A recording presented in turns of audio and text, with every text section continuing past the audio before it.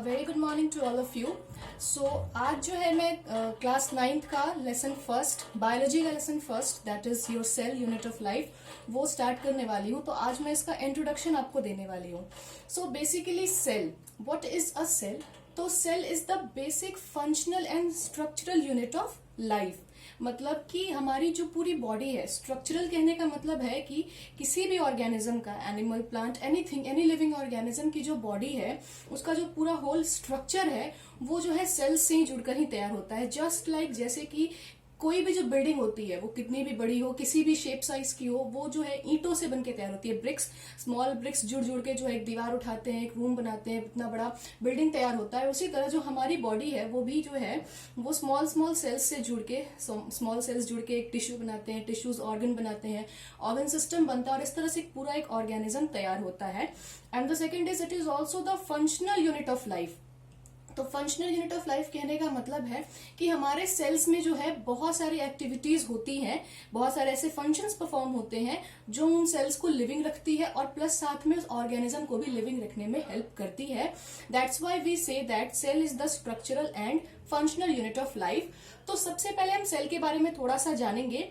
तो जो सेल है, फर्स्ट टाइम रॉबर्ट हुक ने इसे डिस्कवर किया था इन 1665 with a self made primitive microscope. वो माइक्रोस्कोप जो है रॉबर्ट हुक ने खुद बनाया था और उससे उन्होंने जो है वो स्टडी किया था। तो he took plant cell for his studies. उन्होंने जो है कॉक पार्ट लिया था, पेड़ की जो बाक होती है दैट इज द कॉक पार्ट, उस पार्ट को उन्होंने लिया था और उसे माइक्रोस्कोप के अंदर ऑब्जर्व किया था। और जब उन्होंने ऑब्जर्व किया तो उन्हें एक मधुमक्खी के छत्ते जैसा स्ट्रक्चर मिला, honeycomb like structure. Small small उसमें ब्लॉक्स थे और उन ब्लॉक्स के अंदर एक एक ब्लैक डार्क डॉट था। तो उन्होंने उन ब्लॉक्स को जो है नाम दिया सेल। सेल एक लैटिन वर्ड है जिसका मतलब होता है लिटिल रूम्स। तो वो जो ब्लॉक्स थी वो लिटिल रूम्स की तरह दिखाई दी, दैट्स वाई उन्होंने उसका नाम सेल रखा, जो आज तक जो है यूज किया जा रहा है। तो रॉबर्ट हुक ने जो सेल लिया था that was a plant cell, और वो पेड़ की बाक से लिया था। It was also a dead cell. First living और एनिमल सेल जो है वो एंटनी वॉन लीवेनहॉक ने डिस्कवर किया था। नेक्स्ट हम जानेंगे सेल थ्योरी के बारे में। तो there are two theories, cell theories दो होती हैं। तो सबसे पहला मैंने भी जस्ट आपको थोड़ी देर पहले बताया, that is cell is the structural and functional unit of life. जो सेल होता है वो किसी भी ऑर्गेनिज्म का स्ट्रक्चर और फंक्शन परफॉर्म करता है। वो जो यूनिट, एक इकाई, हर एक सेल जो है वो एक एक सेल से जुड़ के किसी भी ऑर्गेनिज्म का स्ट्रक्चर बनता है और हर एक सेल में कुछ बेसिक फंक्शंस होते हैं जो सेल को लिविंग रखने के लिए और ऑर्गेनिज्म को लिविंग रखने के लिए जरूरी है। वो हर सेल अपना अपना पर्टिकुलर फंक्शन परफॉर्म करता है।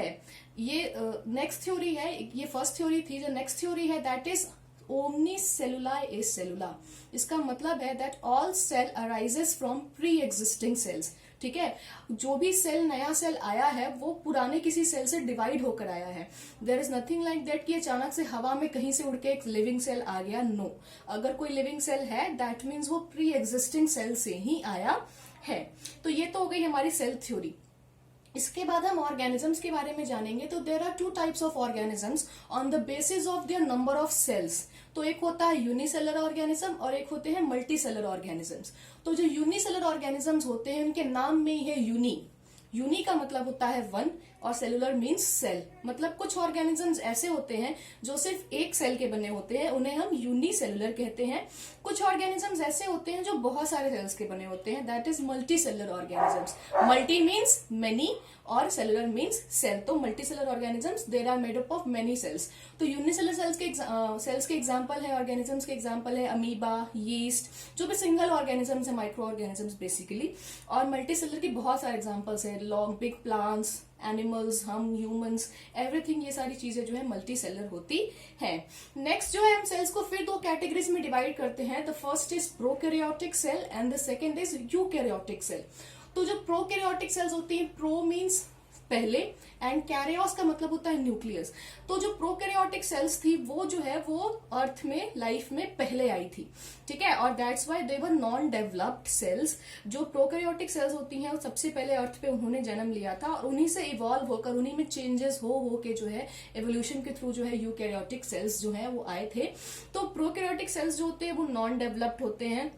उनका जो न्यूक्लियस होता है वो नॉन डेवलप्ड होता है। न्यूक्लियस एक्चुअली उनके पास होता नहीं है।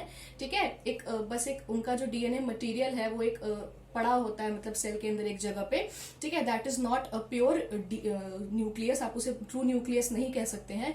वहीं पे अगर हम यूकैरियोट्स की बात करें तो यू का मतलब होता है ट्रू और कैरियोट्स का मतलब होता है न्यूक्लियस। दैट मीन्स यूकैरियोट्स में ट्रू न्यूक्लियस, एक वेल डेवलप्ड फंक्शनल न्यूक्लियस जो है वो प्रेजेंट होता है। न्यूक्लियर मेम्ब्रेन, न्यूक्लियर पोर, अंदर क्रोमैटिन फाइबर्स, न्यूक्लियोप्लाज्म, सारी चीजें मिलके प्रॉपर जो एक वेल फंक्शन न्यूक्लियस जो है वो यूकैरियोटिक सेल्स में प्रेजेंट होता है। इसके अलावा जो है प्रोकैरियोटिक सेल में मेम्ब्रेन बाउंड सेल ऑर्गेनेलीज जो है वो एब्सेंट होती हैं।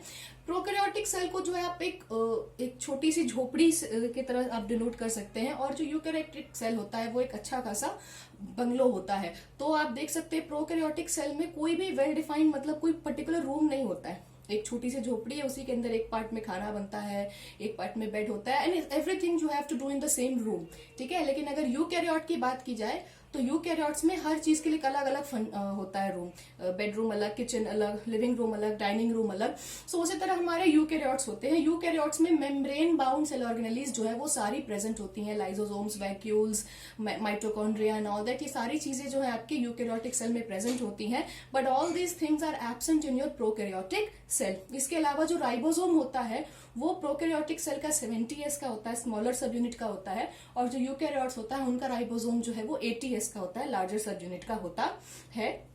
जो प्रोकैरियोट्स होती हैं वो सिर्फ सिर्फ यूनिसेलर ऑर्गेनिजम्स को फॉर्म कर सकती है। प्रोकैरियोट्स के पास जो है मल्टीसेलर ऑर्गेनिजम्स फॉर्म करने की कैपेसिटी नहीं होती है, लेकिन जो यूकैरियोट्स होते हैं वो मल्टीसेलर ऑर्गेनिजम्स फॉर्म करते हैं। तो आप जितने भी मल्टीसेलर ऑर्गेनिजम्स देखते हैं, प्लांट्स, एनिमल्स, वो जो है वो सारे यूकैरियोट्स के बने होते हैं, यूकैरियोटिक सेल के होते हैं। ओके, द नेक्स्ट इज होता है कि shape and size of the cell, ठीक है। तो there are different types of cells, और उनका जो शेप और साइज होता है वो उनके फंक्शन पे डिपेंड करता है। लाइक आपका जो न्यूरॉन है, द लॉन्गेस्ट सेल हमारा जो है वो न्यूरॉन होता है। नर्व सेल्स जो होती हैं, ब्रेन सेल्स होती हैं, वो it is the longest cell, it is up to 1 metre long, ठीक है। जो लार्जेस्ट सेल होता है वो होता है आपका ostrich egg. Smallest cell is PPLO, that is pleuropneumonia like organism और माइकोप्लाज्मा, ठीक है। इसके अलावा जो आरबीसीज होते हैं उनका जो शेप होता है वो राउंड ओवल टाइप का होता है। There are comma shaped cells, there are rod capsule shaped cells, different oval shaped cells, different cells जो होती हैं वो डिफरेंट शेप साइज की होती है, depending upon the function they are performing. उनका शेप और साइज जो है वो वेरी करता है। Next, this is the only the introduction part. Next जो है सेल्स के बारे में, उनके सारे पार्ट्स, उनके सारे फंक्शंस, डिफरेंट सेल ऑर्गेनेलीज के बारे में जो है हम मैं अपने वीडियो के नेक्स्ट पार्ट में जो है अपने चैनल पे डाल के अपलोड करूंगी। इसके अलावा अगर आपको इसमें कुछ भी मुझसे पूछना है तो आप मुझे इंस्टाग्राम पे फॉलो कर सकते हैं, और मुझे इंस्टाग्राम पे आप जो है क्वेश्चंस पूछ सकते हैं। मेरा इंस्टाग्राम हैंडल है सपना रॉक्स देसी गर्ल। Thank you.